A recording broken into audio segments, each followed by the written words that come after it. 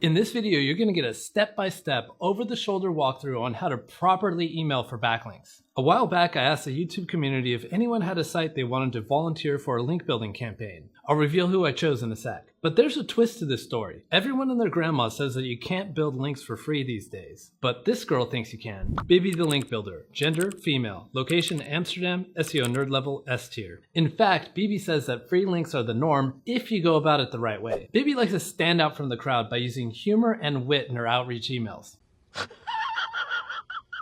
So you know what? I'm going to put her to the test. I'll take one of her magical emails, unsullied by my meddling hands, and see if it can really pull off free links. And in the meantime, I'll be teaching you how I do outreach link building the way I do it. If we haven't met before, my name is Matt Digney, and I build links for a living, literally. And email outreach is the primary way I get them. Email outreach works like this. You find a site that you want links from, you email them, and you ask them for a link. Usually in exchange for something you're offering them, some kind of perk. For example, you might offer to write a guest post for them, so what you're offering them is free content. It sounds simple, but it's not. Why? Because everyone is doing it. The email inboxes of the webmasters you're trying to reach are getting spammed to death with hundreds of these requests per day. You need to stand out, which is why I wanted to see what's so damn special about Bibi's emails. Can her emails really stand out in a sea of spam? Not only that, but can they really get links for free? Let's see. But real quick, before we start, in the pinned comment below, you'll see I left a link to my free SEO training masterclass. It goes over everything I'm doing today to get sites to the top of Google. Click the link in the pinned comment to book your spot. Now let's get started. The website we'll be using for this case study walkthrough is taughtup.com. So Chris Taylor, thanks for your submission and congrats. TaughTup is an education blog which focuses on learning and development both in the workplace and school. The first step in the process of outreach link building is to figure out which sites you want links from. This is called link prospecting.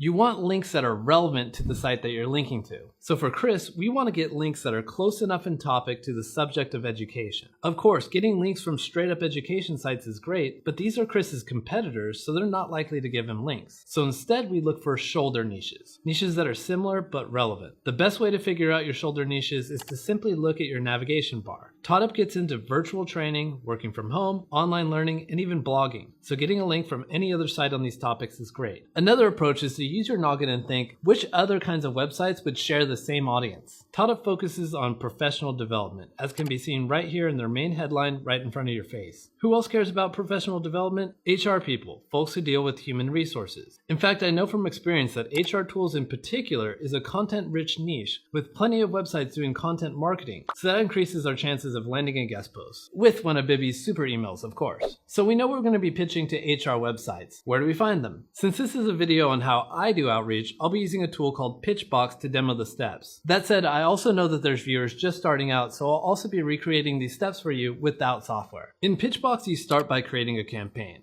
On the following screen, select Advanced Search Operator. Put a campaign name at the top here, then head on down to the bottom to the keywords section. You're going to enter in a bunch of keywords. Pitchbox will go out and find websites that rank for these keywords. You'll notice that I put the in URL pricing modifier in here. Since it's only software websites that would have a pricing page, this guarantees I won't get any comparison or review sites. Why would I only want software tool websites? I got this tip from Bibi. Because these are actual companies that care about their content, care who they link to, and will grow over time. They're also less likely to accept money for links. Very nice. Next, you set up the quality filters. So if you only want an Ahrefs domain rating of 30 or higher, or traffic of over 1,000 visitors per month, you do that here. Click next and grab a coffee while the tool does its thing and finds you websites to get links on. Okay, so if you want to do this without Pitchbox, you use Google itself. Do a search like HR software in URL pricing to bring up a list of websites. Then start to add these websites to a spreadsheet. You can use the free tool SEO Minion to download them all in one go. Rinse and repeat for the other keywords in your list. Next, you do a deeper dive into these sites and make sure you really want a link from them. In Pitchbox, they call this the inspection step. Up here at the top, filter for HR to make sure you're only looking for HR tools. Then you can just click on these domains one by one to bring them up in the preview pane. This one looks good, so you'll move it to the next phase, personalization. This 199 Firms looks more like a review blog than a software tool, so go ahead and skip it for now since we're just focusing on HR tools. If you're not using Pitchbox, it's just a matter of opening up your spreadsheet that you created earlier, clicking on these domains one by one, and removing them if they're not what you're looking for. Now back to Pitchbox. You're now in the personalization phase. This is where you're going to ensure you're contacting the right people. Click Personalize here. As you can see, the tool found a bunch of emails. Some of them might be from parent or sister companies, so we'll delete all the ones not at analyticsandhr.com. We can also make sure that we have the correct first name here too. So if the email is john@hrsite.com, we make sure John is written here. Pro tip, your email conversion will get significantly better if you address the person by their first name. To hunt down email addresses without Pitchbox takes a little bit more work. Go to the contact page of the website you want to reach out to, and you're very likely to find an email address there. Or you might get lucky and find contact information for their editors on their About page. Last year, I struck out. Alright, it's almost time to fire off some outreach emails using Bibby's template. But before that, you want to have an email address to outreach from. The ultimate email setup is to have something like this. Have an outreach persona, a face that the recipient can see, which makes the cold outreach a bit more personal. That persona should have their own domain name and private email address, such as john@johnsmith.com. You should warm up their email for a few weeks by sending manual emails to friends and colleagues. For fun, don't reveal who you are and remark on the incredible time you had with them that one night 3 years ago. And lastly, you should have all the DMARC and SPF settings set up perfectly. For example, Bibby has a Kylie Wall persona that I'm sure is working well for her. To add, you can indeed get away with doing outreach with a free Gmail account, which I'll show you how to do soon, but a persona with a custom email address is always going to perform better. Jump into Pitchbox to adjust the outreach schedule. Here you can set how many emails you want to send per day and also what times you want these emails to hit inboxes. Now let's take a look at Bibby's email templates. In Pitchbox, you can see that we have 3 emails in the sequence, meaning that we'll start with email 1. If they don't reply, they'll get email 2, and so forth. Email 1 starts out with the subject line, "Enthusiasm is common, endurance is rare, a humble pitch for diggity marketing," or whatever site we're emailing. You can use variables like these in Pitchbox to make the email feel more personal. I like the subject line. It got my attention. You can tell that the sender put some thought into it, and it almost sounds like a historical quote. We'll see how it did soon. The rest of the email pitch is really good too. "Hi Matt," she uses the first name field here too for a personal touch. "Hope you take a mini break to celebrate you this Wednesday." Clever.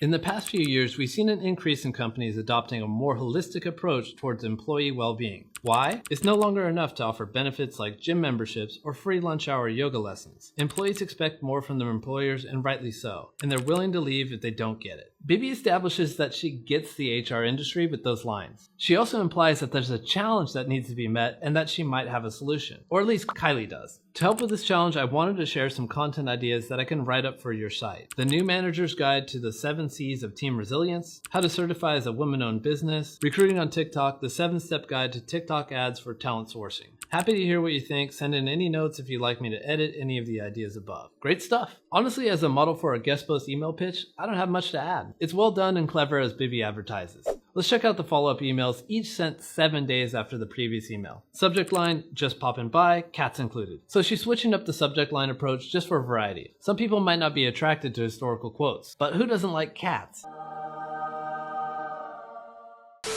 Cat meme, great start. I wanted to pop in and mew for your thoughts on the topics. Feel free to let me know if you don't like any of them. I'll be happy to adapt and adjust. May your Thursday be excellent, Kylie. Short and simple. Basically, she's just hitting the outreach attempt with a different approach type. Whereas before it was all serious and thoughtful, now she's harnessing the power of humor and cats. Let's see the final follow-up email. Subject line, "Efficiency is a highly developed form of laziness. More humor." And sure enough, here's another cat. "Hi Matt, looks like my email has missed you this time around. No worries, when the time comes and you're looking for a creative collab, I'll be here. If opportunity doesn't knock, build the door. Kylie." So this was her Hail Mary, the last chance shot at a link or at least a possible collab later. So I fired these emails off just to see if we can really get some free links with them. I'll show you the results very soon, but for you folks that are looking for a free way to send mass emails, I gotta get your backs first. As mentioned before, you can send outreach emails with free Gmail accounts, but deliverability won't be as great and neither will your response rate. And you might get carpal tunnel syndrome from cutting and pasting emails to the entire prospecting list you created. But it's free, so you can't complain. If you want a super cheap automation upgrade, check out Gmail, which actually runs for free up to a certain point. My recommendation is to play around with the free version of Gmail for a week or two, and then decide if you want to upgrade to a more automated approach. But if I had to choose between Pitchbox and Gmail, I'm going Pitchbox all day. Once you're doing outreach at scale, you need a more professional tool. Okay, so those emails I fired off, how did they do? That first email pitch was sent to 400 people, 215 people opened it, and 36 replied for a 16.74% reply rate. That's pretty damn good. But don't sneeze at the follow-up emails. Between the two of them, they farmed 26 more replies, so you can easily see why it's so important to follow up, especially with different approach angles like Bibby did. But did they get the ever elusive free links? Let's open up the inbox. On the 11th, I sent an email to effortlesshr.com. 2 days later, oh shit, we got a reply back. We do accept guest posts. We have a few rules. 1, it must be original content and not published anywhere else. Easy. 2, no excessive links, 3 or 4 max, or links to any competitor software, which include background checks, HR software, applicant tracking or onboarding systems, and time tracking.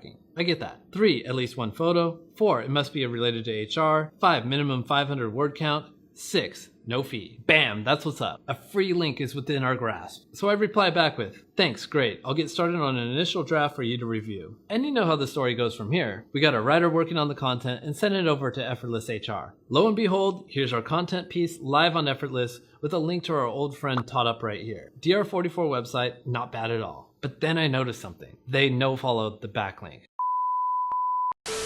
All good. I just need to work a little bit harder to make things up for Chris at taughtup.com, who had no actual idea I was working for him anyways. So I dug back into the inbox and got back to work and was eventually able to get 3 more free links. Do follow us at that. One from Legal Reader, DR65, another from Insights for Professionals, DR63, and lastly, Inside 6Q, which was up 69, dudes! Congrats BB for being an email badass, congrats Chris on the free links, and congrats you for making it to the end of this video and subscribing for more.